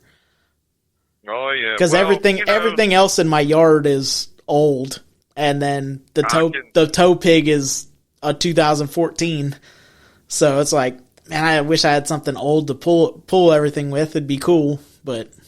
Well, my problem is, and thank God I have a good wife for all this. But my problem has been the tow vehicle for years. My wife had a Ford truck, dually. It's been nothing but problems. That 6.0 motor. Yeah. I wound up getting a package deal on two of them. One was a gas and one was a 6.0. It did good for a while, but when they break, they break. So Yeah. I've had nothing but problems with tow vehicles. So a buddy of ours actually a while back put a Dodge Cummins up for sale, the 96, 97 model, 2500, four-wheel drive, a little lift, Cummins automatic diesel, new transmission. He gave us a killer deal on it. My wife went to the bank and said, this is the only thing holding us back, so I'm going to get you a freaking truck to where you can do what you got to do.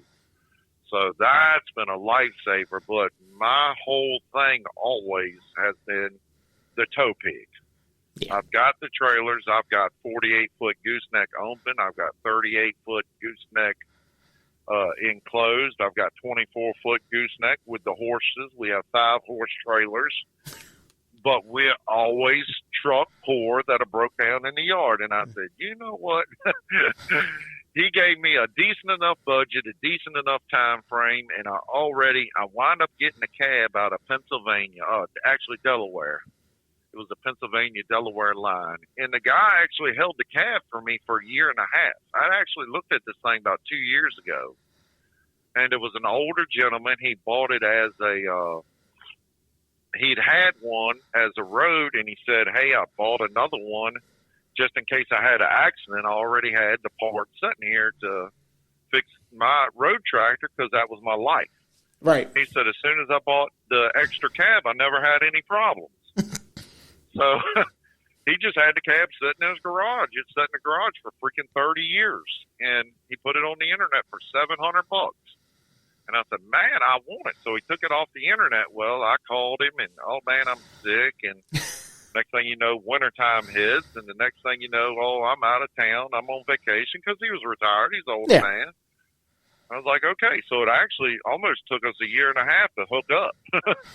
So I called him one day. I said, hey, you going to be around this weekend? I got the weekend off. He said, sure. We went up there. He loaded on the trailer. One of the nicest people I ever met. Held the cab for me for a year and a half.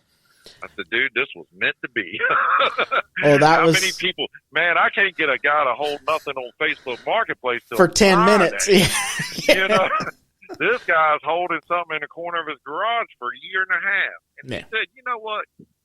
And the cool part about it was, I told him, when I called him, I said, man, look me up on Facebook. I'm not one of them guys, man. I'm going to bring that thing home and I'm going to do something with it.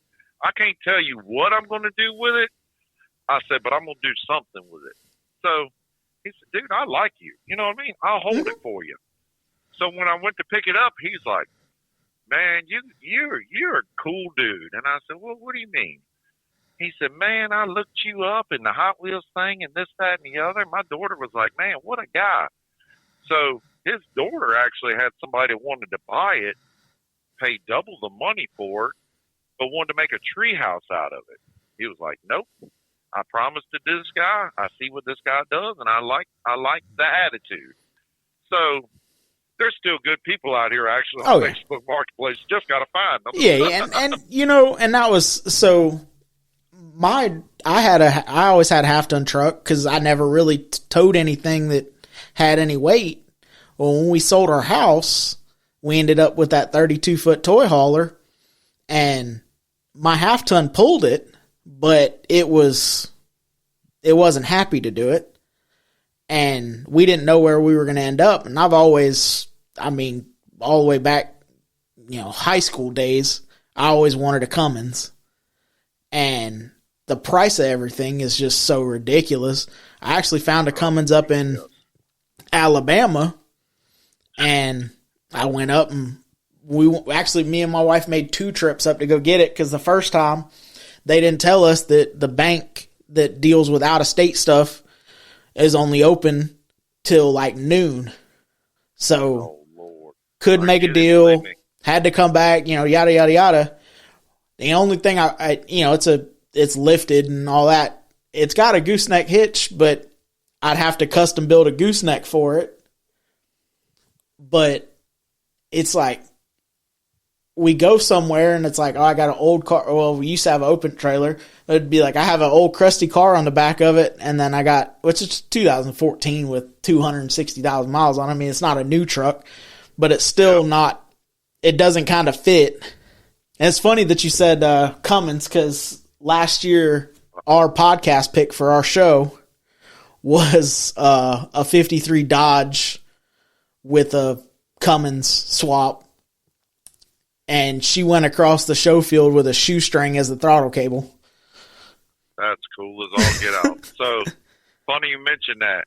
I'll tell you a little quick story. When I met Dave, you know, me and him were talking about stuff. So he's at SEMA, and his throttle cable breaks on that white car, the one he gave me the hood scoop for, you know. And they use a lanyard.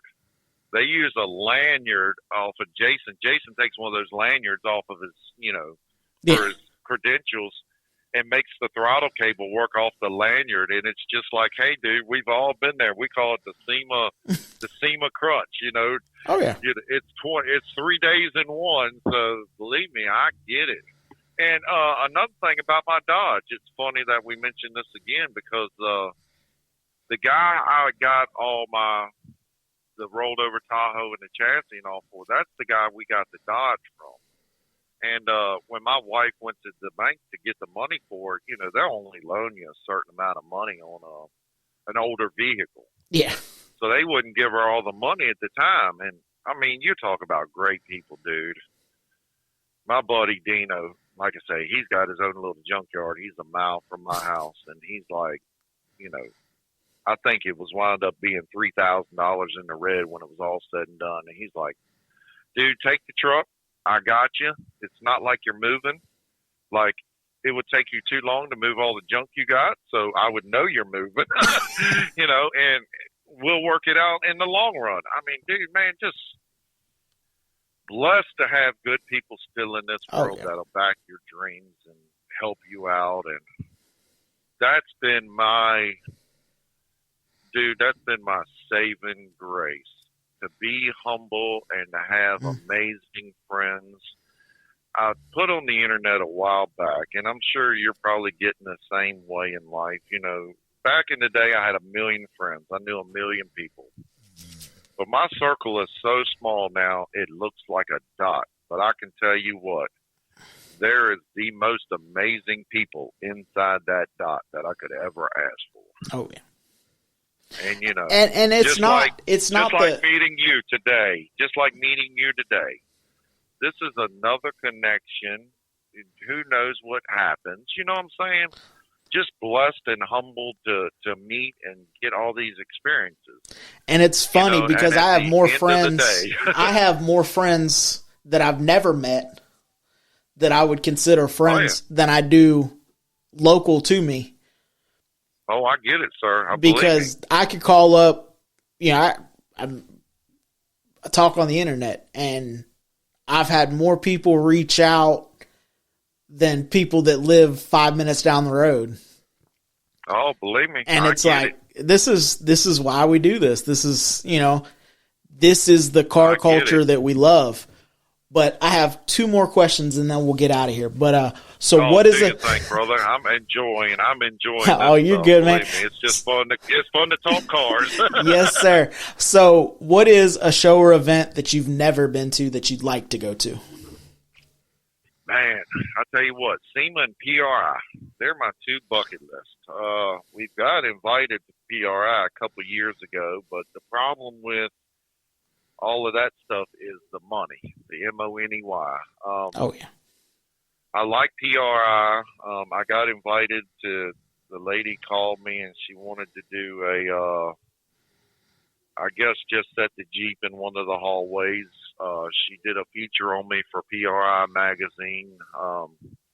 We got, the guy did a feature for us at Street Outlaws for Drag Illustrated magazine, and she kind of got a hold of the thing, and she called me, and we were supposed to do PRI.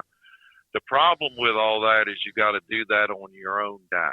You know, they give you a little bit of stuff, It's just the wrong time of the year because it's right there at Thanksgiving and Christmas, and the money is just rough at that time of year. Yeah. And the logging, the weather, we're weather dependent on the money we make in the logging, and we're our economy dependent. So either we'll be rolling, it's either go for broke or broke. I mean, there's no middle to it.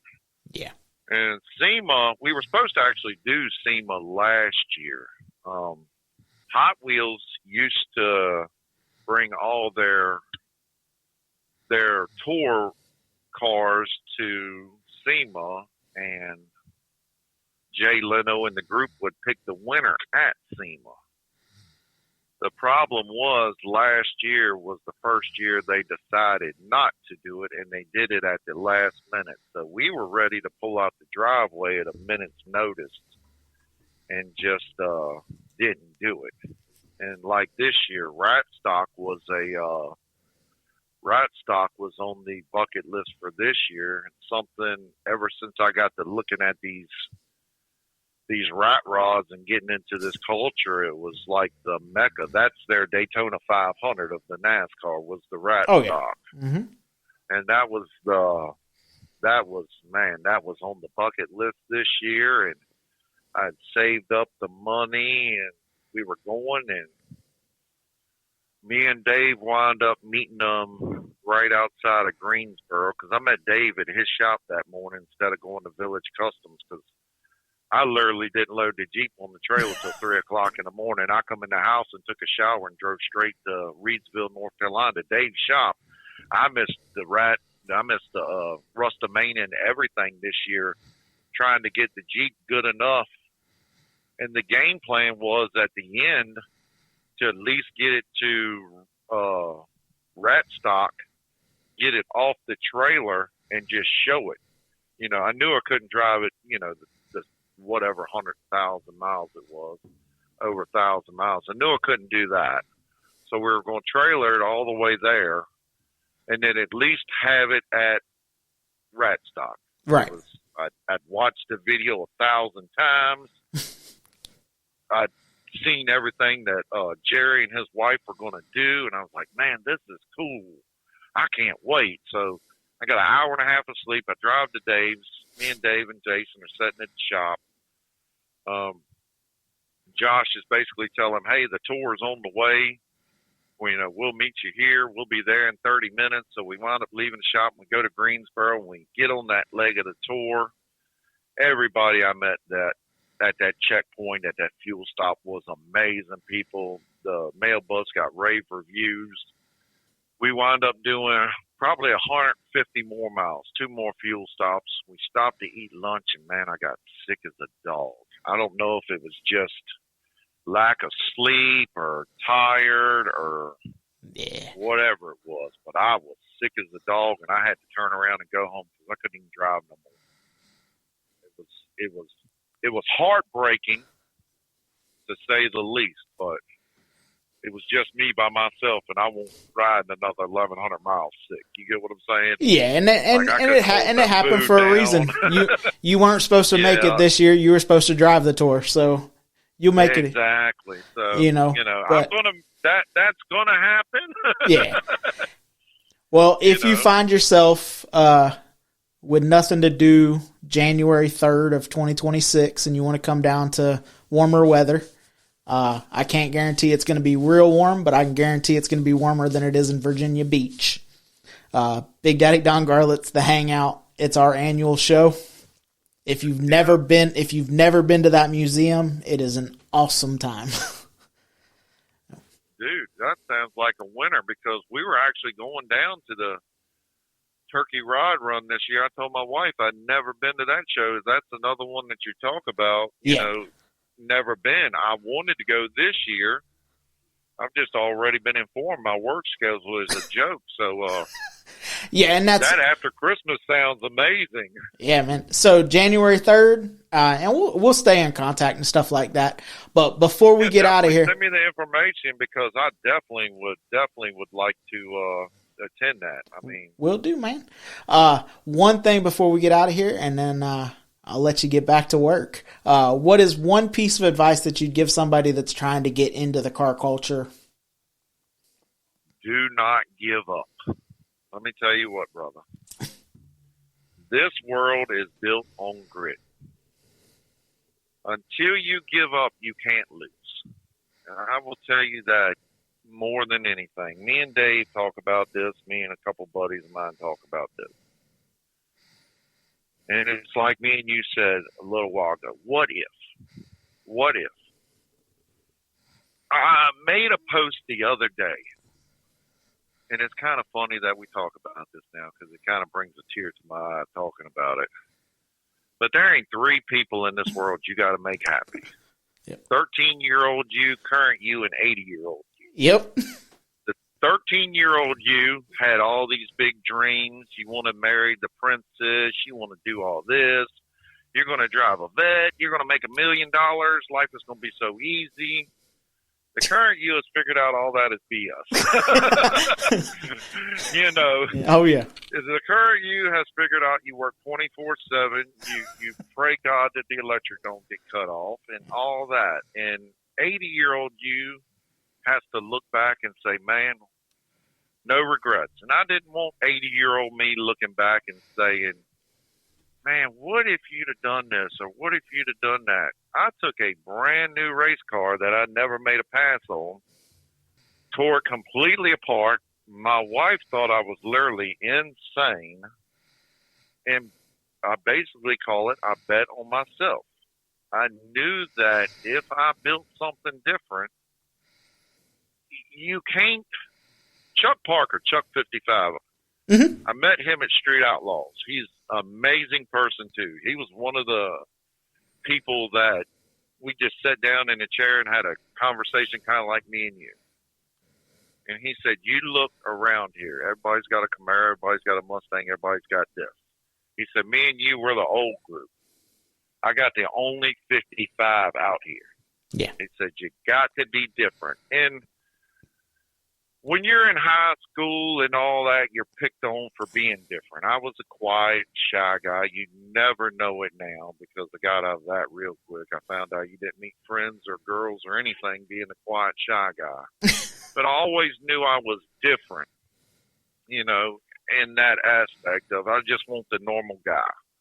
I don't like stuff normal. I got to bring a car home and I've got to do something to it. It can't be normal. All my stuff sticks out. It's usually loud. I've got an Escalade. I put an orange pinstripe down the side of it. Black and orange is my color. So I've got the only Escalade around here that's black and orange. You get what I'm saying? Yep. It's the subtle stuff, but you stick out like a sore thumb, but you make it you. So my advice is just to never give up. There's a lot of sayings on the internet. 18 minutes a day is 100 hours a year. When I built the orange mail truck that I did everything with, my shop was $600 a month. Basically 30 days in a month, that's $20 a day. I told myself I make $20 an hour. I got to go to this shop every day, at least work 1 hour, or I've just wasted an hour of my working day. I've just worked for free. For no reason. And, dude, that's what I built the Jeep with. And I had no real, I won't say support. My wife supported me and all that, but, you know, no friends came by and built it. The people that came by and built it thought I was crazy. I mean, you got to take your path, no matter what it was. Now that it worked out for me, now you look like the smartest guy on the planet.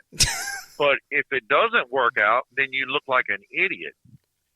But you have to be willing to fail to move forward. And I think that's honestly, that goes back to the Denny Hamlin story, the Denny Hamlin days. Dude, his parents could have said, and his dad actually did, he said, man, dude, we just can't do this no more. And his mama was like, one more day, Dennis, one more day. Mary Lou is always that one more day, one more week. Let's just make it one more week, you know. And honestly, you can't look at the big future. You just got to look at tomorrow, because what's meant for you will never pass you by, but what you don't deserve, you'll never get. So if it's meant for you and it's meant for you to be, it will come. But if you don't put in that effort, you know, you wind up 100% of the people got the ability to go do 100% of the stuff, but it's only the 1% that will actually wake up and go do it every day. You gotta put together a bunch of small wins every day to win in life, you know, no matter what. I mean, literally, it's just like the Rat Rod build-off. I mean, I could have not got picked for that thing. I mean, I just finished my first Rat Rod 2 weeks ago. Right. But it's just like Jeremiah, you know, he saw something in you, in me, that he invited me. And what is that? I don't know. He's the only guy that knows, because it's his deal. But I can tell you what, I'm going to give 110%, no matter. They can take the trophy, and I mean, I'll throw them a $50 or $100 right now to go buy the trophy and give it to somebody else. I don't want the trophy. Yeah. At the end of the day, I want the experience, and it'll open up another door somewhere else. I guarantee it. That's just how this world works. Yep. And I always say, do today what others won't, so you can do what they can't tomorrow. Oh yeah. Because talking on here, even, talking on here, people will be like, oh, I work. Granted, I work a 40-hour week. I work a government job, and then they're like, oh, well, you're building a car and you're doing this and you're doing this, and then you talk on the on a podcast and you're trying to do this and you're trying to promote a show. You're like, you're doing too much, and I'm like, well, no, I'm not doing enough. And they're like, what? Yeah. I'm like, because I want to eventually get to a point where I can make playing with cars and everything that comes with that side of things my full-time gig. Oh, I get it. It's possible. 110%. It's possible to not have to build cars for other people and still make a decent living at this. And because I've learned a long time ago, I don't want to build stuff for other people, because, like you said, you have to build. Like, I have to do stuff my way. I want, I don't want to build. I chose a 4-door Model A because no one built them. I figured out why nobody built them. They don't make parts for them. But that was why that car came about. The mail truck. Yes, exactly. Same way with a mail truck. It's different. I mean, it's different, and you can't find nothing. Like, mine has a 12-inch cowl hood, and I told one of the guys one day, I was like, yeah, just go Google 73 mail truck, 12-inch cowl hood. You won't find it. It's one off. And, it's just, man, you have to bet on yourself. And in the logging world, I made up a thing a while back. It's go where they want, do what they want to make the money they won't make. I mean, we go in the woods. We're deep down in the woods, in the mud. I mean, we get the worst tracks. I mean, we have to sit at the mills sometimes 3 or 4 hours, and these guys are like, I want to go home and be with my family.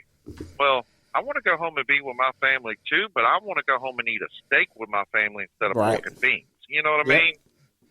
And so I get a bonus check. So we get a bonus pay. If we get so many loads, we get a $500 bonus. So my whole theory is I got to get that $500 bonus anytime I can, because honestly, everybody looks at it and says, oh, Eric is rich, Eric is rich, Eric is rich. No. Eric puts his $500 bonus towards his car building stupid stuff now. Eric doesn't put the house money towards the car stuff no more. I grew up. You want to work hard, you play hard. I've got a year in this mail bus I just built, but I've got less than $2,000 in it. Right. The money it was not the money. It was I can't compete with nobody's money, but I can outwork them 24 hours a day, 7 days a week. And honestly, that's what a lot of people, if they just go out there and just start it, a lot of people won't even start. I mean, everybody wants the killer body, but nobody will go on the diet. Everybody wants to be a billionaire, but they won't go try to make $100 or $10, Yeah.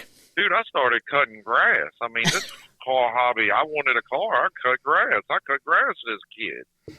I mean, work ethic is 100% of it. And, I mean, dude, I've met people across this country that are like, you do what for a living? You're a log truck driver and you build these kind of cars? And it's like, you just got to go out there and do it. I mean, anybody will tell you that you can't do it, they ain't your friends. You get what I'm saying? Like, you need to wipe them people right off the thing, because the ones that support you, you will wind up changing the world with them kind of people. And it's, all you need is that one person to believe in you, and thank God I have a couple of them. So, yeah. and that's what it comes down to. It's like I thank God for my wife, because she's ultra supportive, and I wouldn't be able to do what I do without her. Same thing here, sir. In pretty, I won't even say pretty much. I'll say everything. With the house, the keeping up with the cars, keeping up with the business, keeping up with the show, keeping up with this, because we're still, all of our merch is pressed by her. Hats, shirts, tank tops. If there's a graphic on something that we sell, she touched it. Because I'm not patient enough. I try to help her. I fuck shit up. Oh yeah. Because I'm not patient enough. But my wife works a full-time job during the day as a school bus driver, and she works retail at night at a farm supply store local to us. And why ain't you in the garage is what I always hear. Why ain't you out there building something? Yep. And the Street Outlaws thing had a little bit to do to it, because you get a little bit of notoriety. Don't get me wrong. Everybody thinks it's cool as all get out. All right. It's kind of cool, the people we've met in the circles we've been able to hang out with, just from that one phone call changed the whole life. Now being a part of this Right Rod tour, this is just, this Right Rod build off and what he's going to do. And it's just such another part of another piece to this story that it gets amazing every day. But at the end of the day, it just started out with one simple phone call and the work ethic to go out there and say, hey, I'm going to build something different from the ground up, and, just go out there and do something, Well, I appreciate this world is full of talented people. They just got to wake up and go do it. Oh, I appreciate you coming on, and brother, thank you. This has been an amazing time, dude. I appreciate everything, sir. No problem, and I'll make sure that information. We'll do that show. Sweet. I will shoot you over that, and I'll make sure that we put your Facebook down in the show notes below. And tell anybody if they want to, friend me and follow me. This is going to be an amazing build. It's going to be an amazing time. I can't thank Jeremiah and everybody involved in this deal. I'm glad he put it together. It's going to showcase a lot of talent. You get the connections that are going to be made through this. It's going to be amazing. And, it's just a blessing to be a part of this whole deal. And I can't thank him enough for picking me. And I just can't wait to meet everybody and see what everything's all about. And if anybody needs anything, they're more than welcome to hit me up on Facebook. Send me a friend request. I'll accept it. You message me anytime on anything. Yes, sir. Well, till next time, guys, get out and drive your shit. Later. Well, before we end this episode, I just wanted to hop on and say how much we want to thank y'all for listening and give a shout out to our sponsors. A huge thank you to Why Not Fab. Be sure to check out what they're up to on Facebook, Instagram, and TikTok. Also wanted to mention Psycho Fab. We are so excited to see what paint job you have in store for the caddy. You can check out what he's working on Facebook and Instagram. And go check out Throttle Addict for men and women's apparel. Be sure to use the code word HOTROD for 15% off your order. Another thank you to Johnny Jalopy for the logo for The Hangout 2026. Check out his latest sketches on Facebook, johnnyjalopy.com, or find him on YouTube at Johnny Jalopy Art. We also wanted to give a shout out for Mike from Mike Ryu Photography for coming on board with the Hangout 2026. Go take a look at his photography on Facebook and Instagram. And we cannot forget to mention Renting for the Future, bringing the kids back into shop and bringing generations back together. Check out what they're building on Facebook, Instagram, and TikTok. Till next time, get out and drive your shit. See ya.